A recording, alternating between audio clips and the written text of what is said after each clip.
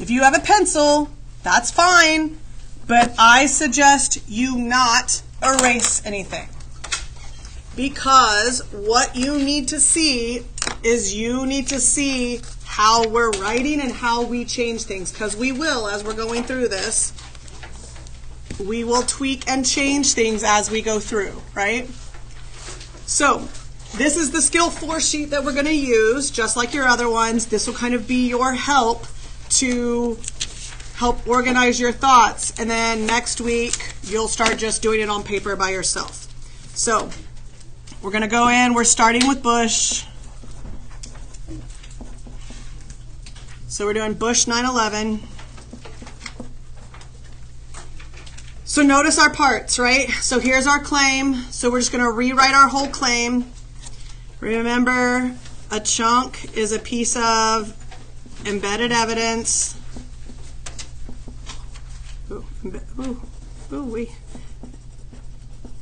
Embedded evidence plus justification. Okay. In our body paragraphs, we have 2 per paragraph. So notice this side is just the half of a paragraph. And on the back, you have another copy, so this would be chunk 2, right? So this front and back is 1 full body paragraph. Okay? Bless you. All right. So let's write our claim. So this is the claim we have, right? Authoritatively affirms. So we're going to write this. So in the first half,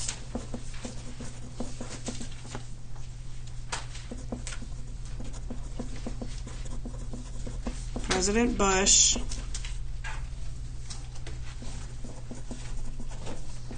authoritatively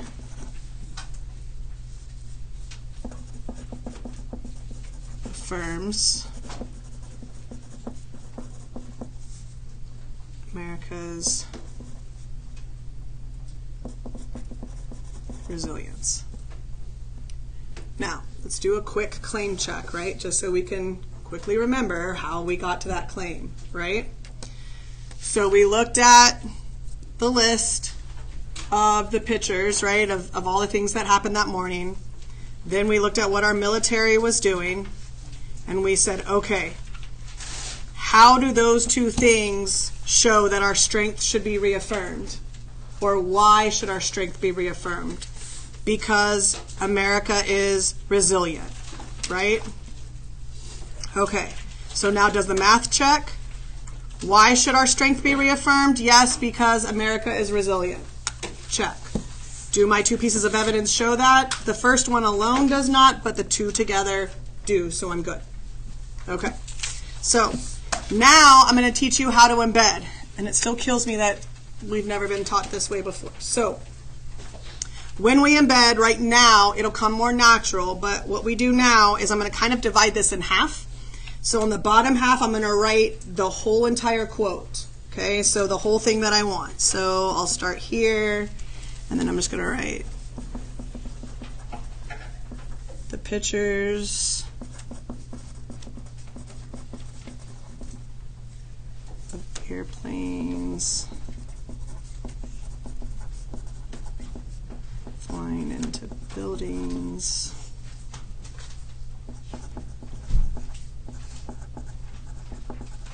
Fires burning.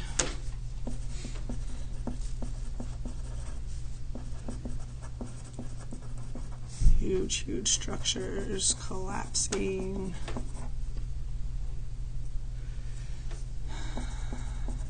Have filled us with disbelief, terrible sadness,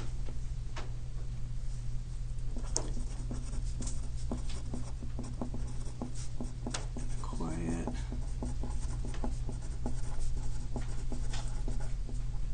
unyielding anger.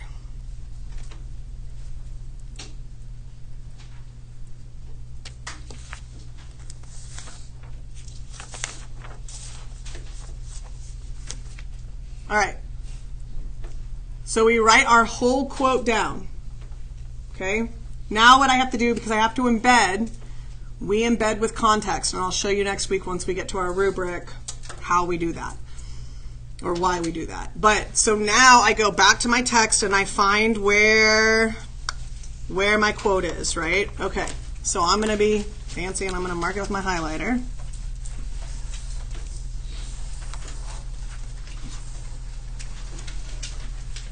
All right, so that is the piece of evidence that we're using, right? So I just wrote that quote down. Now, what I'm doing, I have to paraphrase those first couple of sentences. Friends, remember when you come in here and on the screen it says, here are the things that you need? By the time I walk in the classroom, I expect those things to already be out. All right, so here is our quote. Here is what we need to paraphrase before. Okay? So, what I need you to do is I need you to read those three sentences, read those 3 sentences, look at them, read them, then turn to your partner and tell them what those sentences said without looking at the text again. You got like 1 minute, ready, set, go.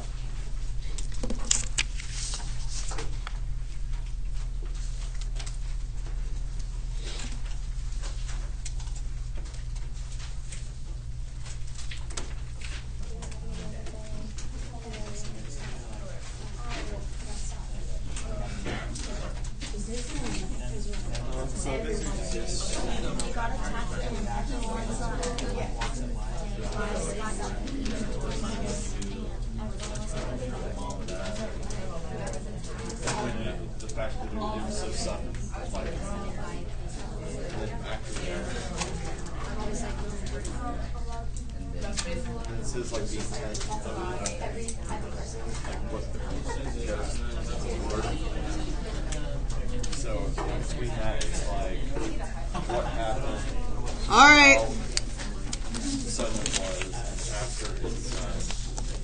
All right, so tell me, how are we starting? Keldon?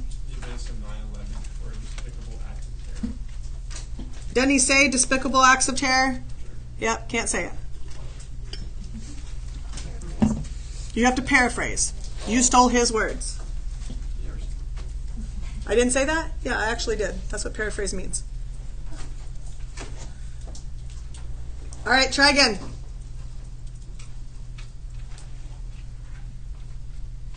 Here's how this goes. I know y'all.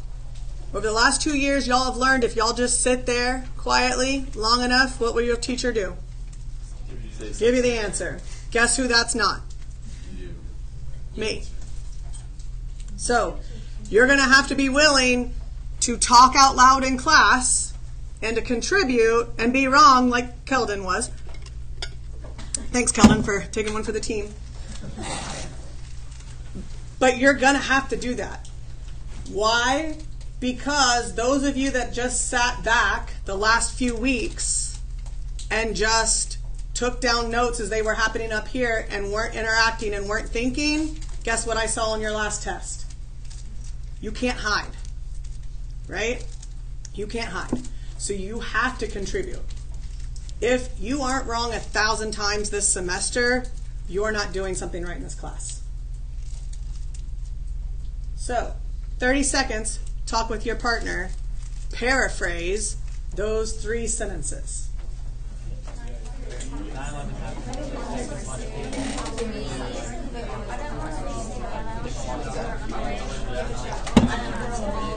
Well, I don't want to say many were effective because that's just so vague.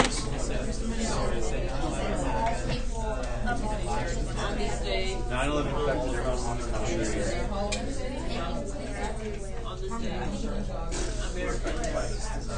9/11 affected everyone in the country.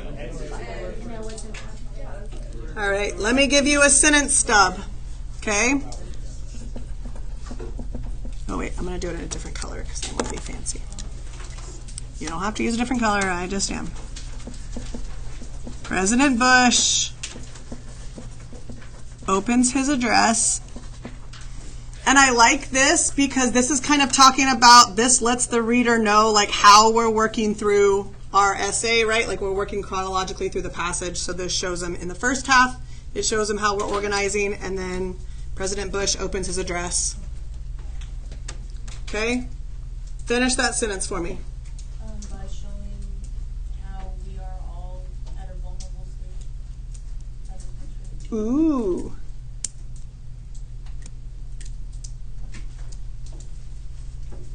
I like the idea of vulnerable. I'm going to save that for some analysis. Jack? By acknowledging the distress. Distress? Y'all are distressed when you get a 70. Or actually, I'm sorry, y'all are distressed when you get an 85. This is like beyond that. So closer. Kyle? Just how the nation came under attack and we lost people from all over society. Close enough. Acknowledging that, everyone was affected. President Bush opens his address by acknowledging. Jack, what was that first? Or no, Kyle, what was that first part you said? Our nation came under attack. That's word for word, right? Acknowledging the terrorist attack that morning. President Bush opens his address by acknowledging the terrorist attack that morning.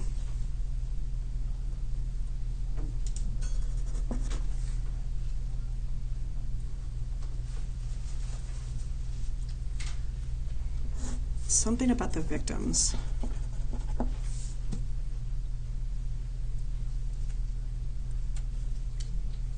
Human victims. As opposed to animal victims? Friends, families. Pet victims? Zoo victims. Diverse. Oh! Oh, I like that. What'd you say? Diverse. Okay. You said petrified. The petrified victims aren't petrified. They're dead. Too soon? I like that. And oh, how about and the diversity of those affected. That works. Did I already tell you if you're using pencil? Did I already tell you that? Yes. Okay. Third period. I can't remember what I said. Okay. That's good. That kind of encompasses everything in those three sentences. Okay. So now what we have to do is we have to make this fit into this, because I can't just say the terrorist attack that morning, the diversity of those affected, the pictures of airplanes flying into buildings, right? That's a run-on sentence because it's two complete thoughts just mushed together, right? So I have to find something to go down there. Now, out of this whole piece of evidence, what did we like? Like, what did we label? Unyielding anger. What did we label? There was a two. Action verbs. I need y'all to listen instead of just yelling out words. Contrast. Okay, contrast. And didn't we say a list in there too? Yes. Okay. So that's what we're looking to use, right? So sometimes you'll need the whole sentence, but we can take pieces of it, right? As long as we make them grammatically fit with our paraphrase. So we like this, like we started with the action verbs, right? So flying into building, fires burning, structures collapsing. And then the second part we liked too, right? Terrible. Have filled us with disbelief, terrible sadness, and a quiet, unyielding anger. So if you only want to talk about the first part, then you better only give me that first piece of evidence, just that little part. If you give me the buildings, the burning, the collapsing, and the disbelief, the sadness, and the anger, then you're going to have to analyze both pieces. right? Kennedy, do you need to move closer? No, I'm good. Okay. You could sit right next to Maya if you want. All right. So I need a way to make these words fit together. So right now they're like this. So what do I have to add in there to make those two things fit together? Turn to your partner. You got like a minute to figure it out. So maybe you do like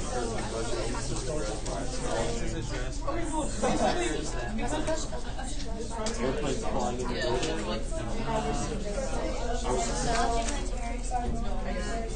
Okay, that illustrates.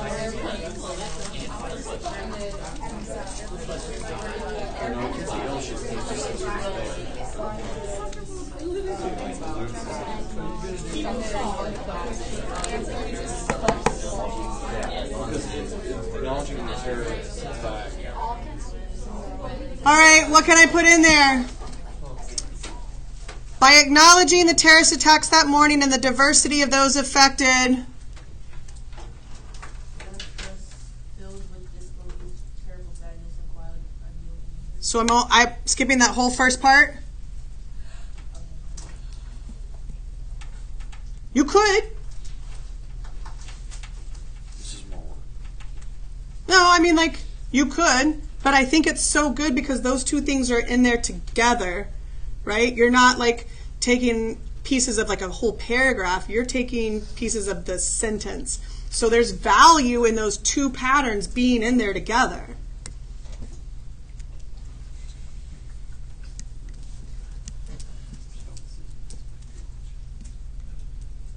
So, Anaya, say what you said again. Left us filled with disbelief, terrible sadness, and quiet unyielding. Okay, so the diversity of those effective that have left us. Okay, so that's a transition into that part. So now can we take that same idea and transition it into flying?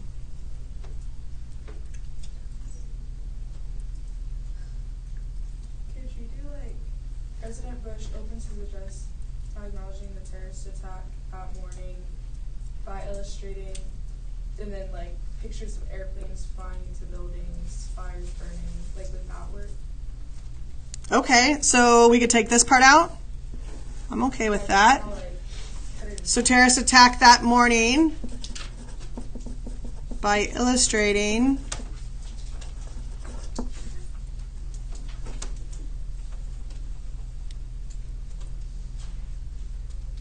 okay, how about this? So by illustrating that, I'm going to take this out.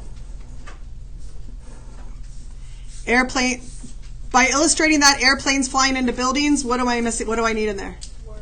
Were. So you can adjust the content, you can adjust the sentence structure as long as you don't impact's not the right word in this situation. As long as you don't change the content, right? So I'm just making it fit grammatically. By illustrating that airplanes were, and I put it in square brackets, flying into buildings, fires were burning, huge structures were collapsing that have filled us with disbelief, terrible sadness, and a quiet, unyielding anger. Sorry, I figured it out before you crossed that out. But can we say, and the diversity of those affected saw the airplanes flying into buildings, fires burning, huge structures collapsing. Yep. That filled us with this. That would work too. Yeah. So like, do you want to use like when you're making that you want to use like an action like saw or? It depends. I can't say that every time you're going to use like this in there, right? It's gonna make a pattern. But yeah, but a lot of times what you'll do. A lot of times there is a verb that you have to use to transition into the two, because ultimately what you're doing is you're taking two complete thoughts, right, and putting them together. Sometimes it's a little different because you're taking just the middle part of a sentence or the middle part of something, right? And so you've taken out the subject and the verb, of the sentence, and so you're putting it with yours, so sometimes it's a little bit easier to put in, right? I'm just floored that y'all haven't done this kind of stuff before. I mean, well, last year it was kind of like, oh, you say this and you put a little bit of evidence there, and you'd say something else and a little bit. Yeah. It was like, I don't like something after it. I don't like you starting a sentence with evidence and then putting something after it, and I don't think you have to sandwich evidence. yep, that's what Yeah. we were taught. Nope, you don't have to. I mean, you can if there's small, so, God, I don't want to confuse you, but you can, let's say if you take like the middle part of a sentence, let's say the middle part of a paragraph, but you need what's happening before and what's happening afterwards for that to make sense, then you can paraphrase, put the middle part of the paragraph in that piece, and then you're going to have to kind of paraphrase after to make it all kind of make it make sense in context. That's what I was originally trying to do. I was trying to like put the evidence within that, like Bush addresses by acknowledging the attack, like put evidence there and then put evidence after. No. Try to fix it. No, you don't have to. I don't want to tell you just one way of doing things, but I will tell you I hate evidence starting a sentence. I hate that because I think it doesn't provide enough context. And you'll see next week when I train you on the rubric that the context helps us to create a line of reasoning within our writing. Okay. Josie? If you don't want us to put like sentences after the evidence, how would you want us to go about like explaining how it relates back? Well, we're getting there. Yeah.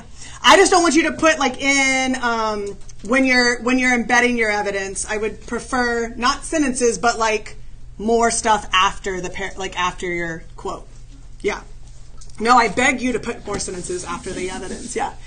Okay. So here's where we're going. So now this next step, these questions, this is where you're going to we're going to write physical questions now.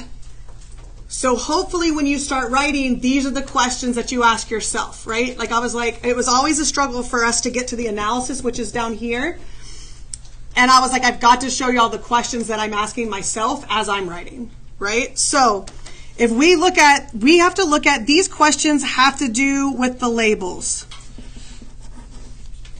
Like the value of the labels. So I never, ever, ever want you to tell me what that piece of evidence means. You don't need to summarize the piece of evidence. The people that are reading your essays understand the passage. Okay? So what I need you to do is you are arguing what you see and why you think it's valuable. Right? Everything that we write is an argument. So you're arguing to me eventually how this is going to show resilience. Right? So if I'm looking at action verbs, I'm going to ask questions, right? So we have flying, burning, collapsing, right? So I would ask like,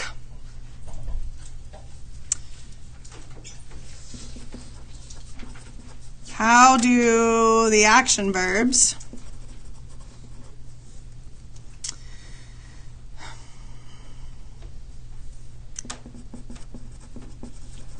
illustrate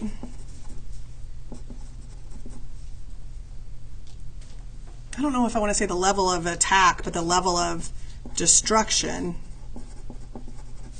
experienced? How do the action verbs illustrate the level of destruction experienced? One of the things I like about a list, and I'm scared to show y'all this because last time I showed y'all a conjunction and parallelism, y'all just went wild with it. But one of the things I like about a list is when I see a list, I'm like, yes, I can write 3 or 4 sentences just about the list alone. Because what I'm looking at is I'm looking at the list as a whole. I can talk about its value. I can talk about the individual things within the list. And then I can also talk about the order of the list. All those things are important, right? So those are questions that I can ask. Why are the action verbs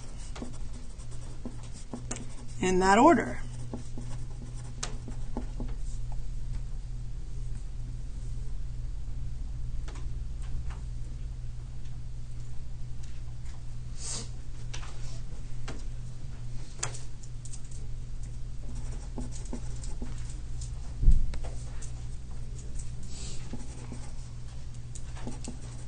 What do those verbs show?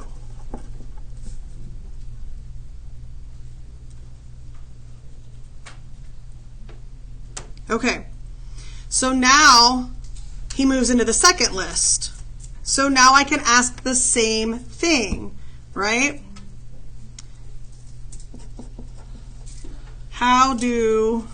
What are we labeling these?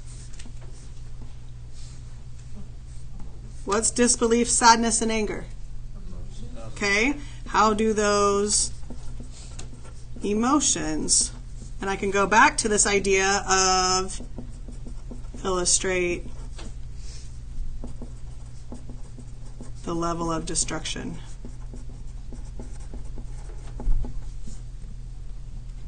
I can also talk about that order.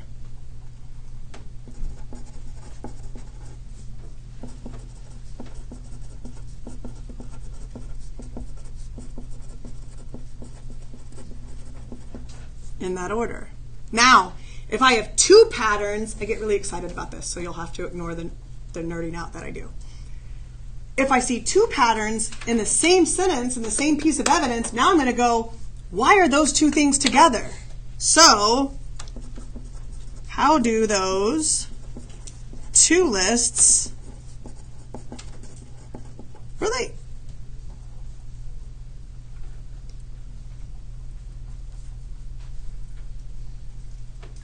Now, have I looked at like the things that I think are valuable in that quote?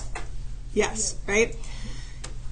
Do you see what I'm saying? Like if you give me this whole quote here, then you better analyze all the things in that quote. What y'all would tend to do is, I'm going to talk about the conjunction. And then you miss like everything, right? So if you give me all that evidence, you've got to talk to me about the value of all that evidence. Now, you could do what Anaya said and just do that last part, right? Which is still fine. But I find this to be 3D because there's so much in there that I can talk about that you know how many times y'all have chosen a piece of evidence and you're like, I can't say anything more than one sentence. And I know that one sentence is summary, so I know that sucks, right? This is when you know it's 3D, is when you can talk about all the things in there. And we're not just talking about the value of individual words, right? All right, so here we go. I'm going to write the answers to these. So how do the action verbs still illustrate the level of destruction experience? So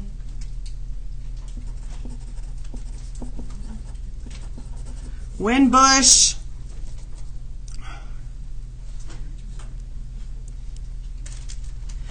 Can we find another? I like the idea of illustrating, but we've used it up here.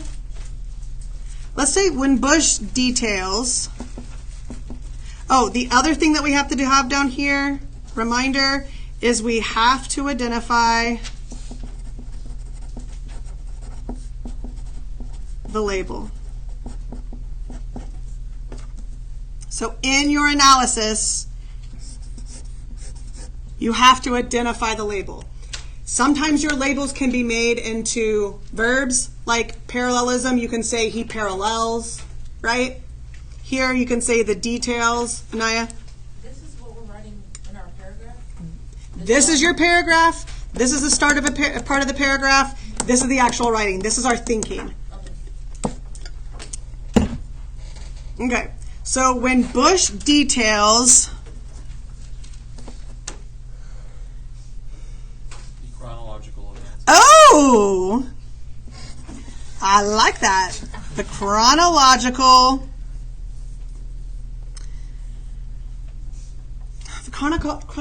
what? Order. It's chronological. Like flying into buildings, fires burning, huge structures collapsing. Atrocity. It said events. Oh.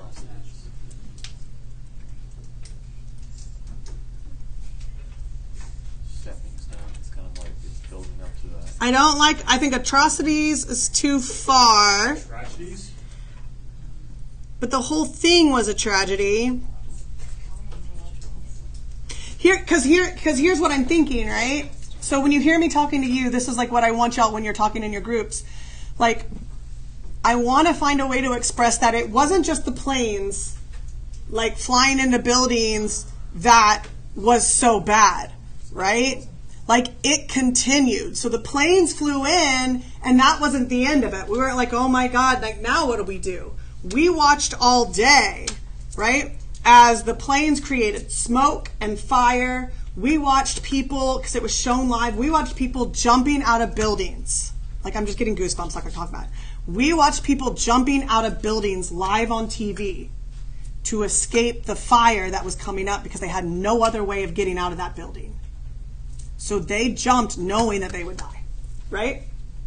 So it wasn't just the planes flying into buildings that hit us that day. Wrong verb. But it was that. Then we had to watch the smoke. Then we had to watch the fire. Then we had to watch the buildings physically collapse. The subsequent horrors? Ooh, okay. The chronological. When Bush details, subsequent means chronological, right? Like, kind of same idea. Words of When Bush details the subsequent, what'd you say? Horrors? Yeah.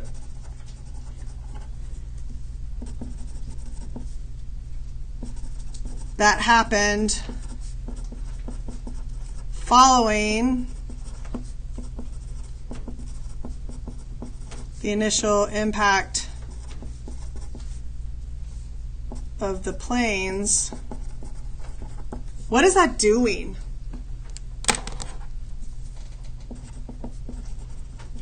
I hate that it shows. I hate it, but I'm going to use it for now. What does it show?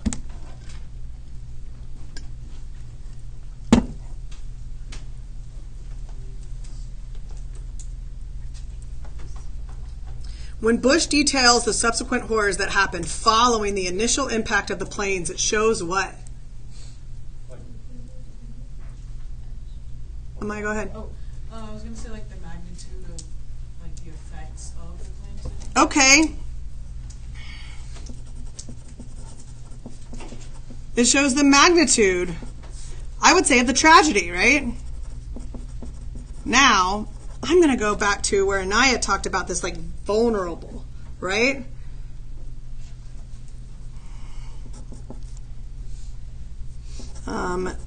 This proves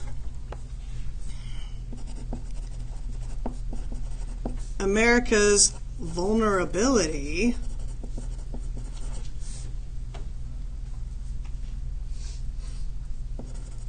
even though we are seen as a world power. Ooh.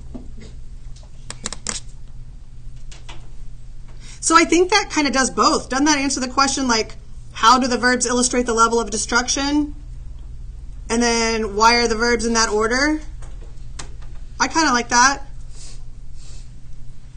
Because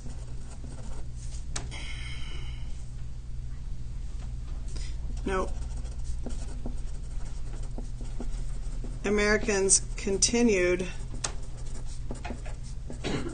to witness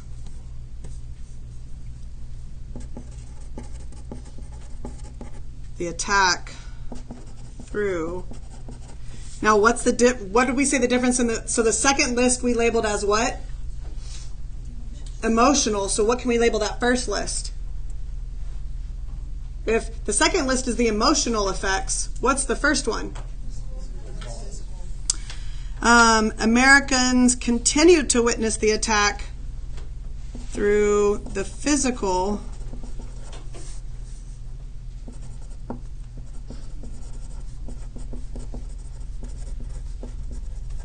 of the destruction. Now can we go into the emotions?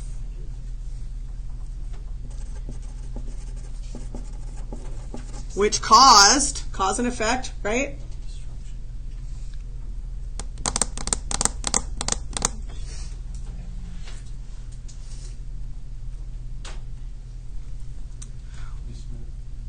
I have a question. So, our claim was, right, like the overarching thing is that reaffirming the country's strength. So I'm Nope, that's our purpose. okay. Well, either way, why are we writing about America's vulnerability? Because what do we have to prove?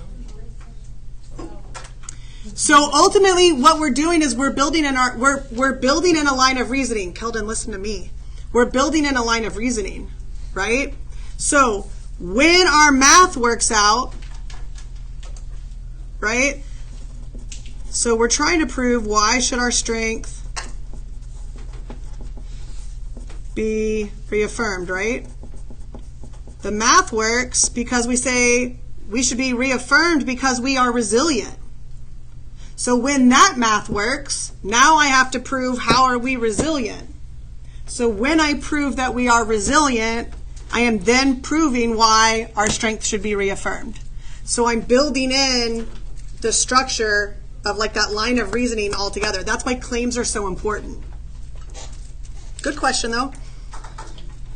So Americans continued to witness the attack through the physical images of the destruction, which caused... The Americans to be filled with grief and rage. Okay, but what that list is a list of what? List of Oh, duh, but those emotions are what? negative. Sad. Disbelief, sadness, anger.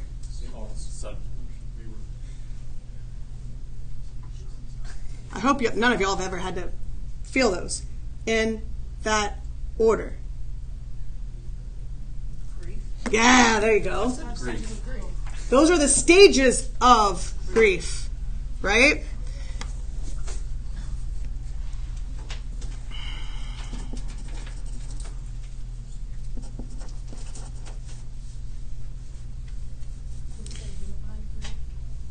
We're going to get there, which caused them to...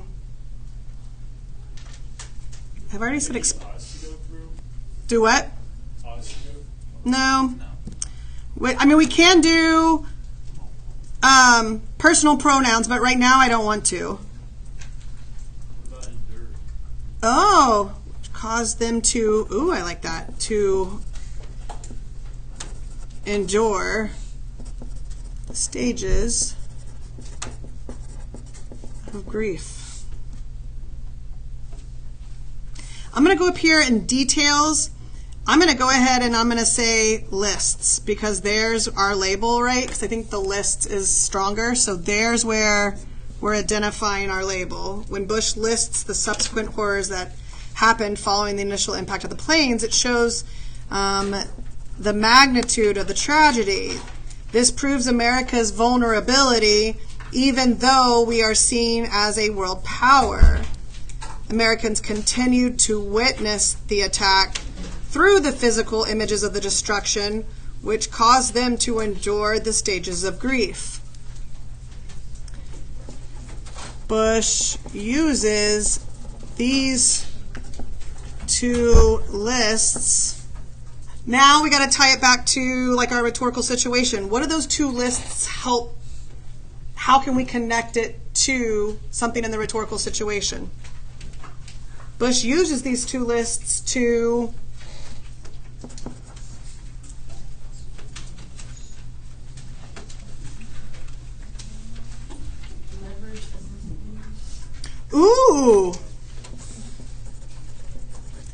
to leverage not only Americans, but our allies. What'd you say? To like, okay, but let's say against a common enemy, which will then later create unity, right? Friends, that's half a paragraph.